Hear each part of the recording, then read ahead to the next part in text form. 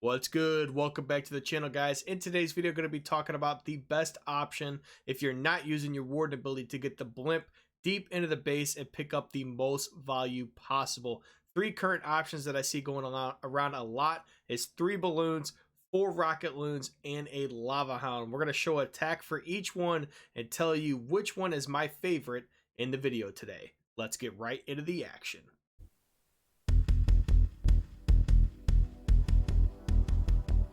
Alright, on this first attack, we're going to show you guys the 3 balloon strat, which is only 15 troop cost. And I would like to say the most important thing with this blimp, and I'm using super archers in all of these attacks, is to get the most value possible out of your troops. You can see we're going to use the balloons in an area where the archer tower, air defense are going to target it, and we're going to try to pick up seeking air mines if we find any.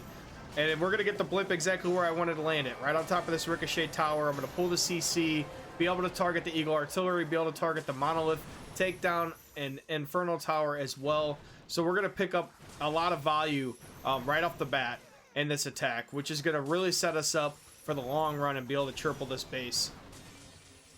But, you know, you're not going to get as deep with the balloons sometimes. And obviously they die a lot quicker to air defenses and archer towers. So the odds of your blimp being targeted sooner is very, very strong. So you have to keep that in mind and make sure you can get this blimp exactly where you want it. It's not always going to go to plan. So just make sure you're ready for an invisibility spell if needed, if you get taken out by seeking air mine. And this one, I decided to start up top instead of down here at 6 o'clock. This was a little too spread out for me, for my liking. It was going to spread out my troops a lot quicker. So I brought the army down from 12 o'clock. This way I could have basically my entire army step into the town hall compartment, and then once we take down the town hall, we're going to be able to use that warden ability and protect all of our troops through the explosion and through part of the town hall poison. But with us taking down the ricochet cannons, the Eagle Artillery, the monolith, and the town hall pretty early, this base is going to be absolutely smashed. Accidentally double clicked on my headhunter there to try to take out the king, so I end up wasting my headhunters to take out the royal champion later, but it's not really going to matter. We're going to go ahead and speed it up just a little bit, because sometimes these root riders walk a little bit slow, but the majority of the attack is already over, and we're just going to smash the rest of the base. And you guys can see how easy that was. You know, I do like the balloon option. It's the cheapest option. It's definitely not the most favorite for me right now. If I was to list them 1 through 3, I think I'm putting that one at 3. On this second one, we're going to show my second favorite. If we're going to list them 1 through 3, this is number 2, and that is the Lava Hound. This base, it worked perfectly. This was a war attack, and you could see all 4 air defenses are very, very tight in the base.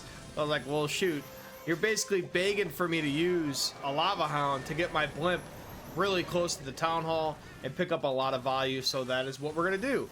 We went ahead and unfortunately picked up a lot of clones on the goblins because they were right in that area, but they broke through the wall and I saw them there, so I used the invisibility to pick up that town hall for sure. Didn't get as much value as I probably thought I was gonna get, but we were able to pull the CC, pick up some great funneling value, and get rid of the town hall as well. Now we're gonna push straight into this Eagle Artillery compartment, but we still have some heavy hitting defenses to deal with on the back end. We have 3 single target Infernos, and we also have the monolith and 2 bomb towers as well. And we still have all 4 heroes alive. So we got a lot of work to do on the back half of this attack.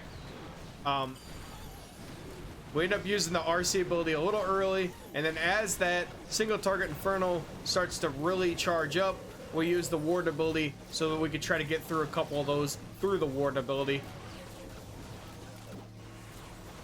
And that new frozen arrow on the queen is just absolutely insane, especially against singles.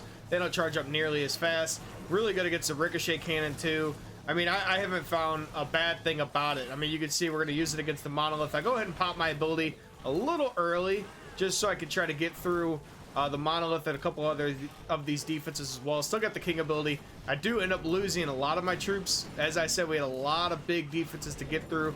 after that Super Archer blimp, but we got the three main heroes alive, so we're gonna push through the rest of this base pretty easily. But the thought process on that one, and you could easily use it in war attacks.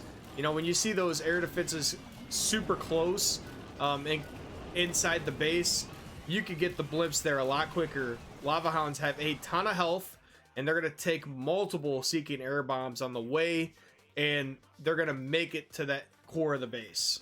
All right, on this final attack, we're going to be going through the 4 Rocket Loons.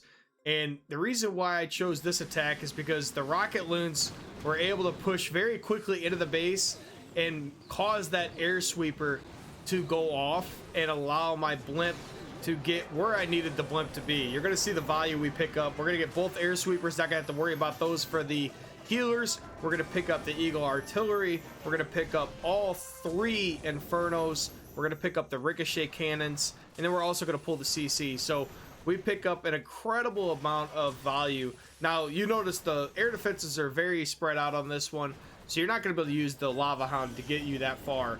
The other balloons are a little bit too slow, and I'm not sure quite if we're going to get the sweeper to pop the way we got it to pop with the Rocket Loons, but I just like the Rocket Loons a lot. It just feels like it's able to get the blimp a lot deeper into the base with the current base building meta. You know, obviously if you see war bases like we talked about in the previous attack, if you see war bases where the air defenses are very deep in the base, you could use the Lava Hound obviously to get your blimp there. But you know, the Rocket Loon situation, they're so quick when that first initial put down, and they can help you get the blimp really deep, and they can pull traps and live through stuff. And you're a little bit more versatile with 4 of them. You know, you could, in the couple videos we posted a couple days ago, we were talking about a teaser base that we smashed, and I was able to use 2 balloons to pull the poison trap and the other 2 rocket balloons to defend the blimp as I got it close to the area where the teaser part of the base was with the town hall, and we took out some incredible value and just allowed us to just absolutely annihilate that base. But you can see here, when we don't have to deal with the Eagle and we don't have to deal with the ricochets, we don't have to worry about the sweepers pushing our healers, we don't have to worry about any of the Inferno Towers. It makes smashing some bases a lot easier. All we had to do was get through the Monolith and the Town Hall, which we saved for about middle of the base, and our troops are going to push through the rest of this pretty easily. This was right before I got my Frozen Arrows. I didn't quite have the Frozen Arrow on the Queen, but we are using the Frozen Arrow on the Queen with the Invisibility Veil, and that is just a lot better in my opinion. It's such a good piece of equipment, and I'm still waiting for that King's Gauntlet to get put back in so I can get that as well.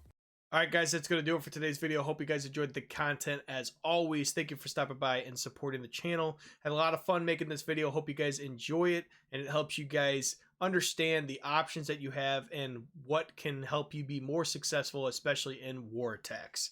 We'll catch you next time.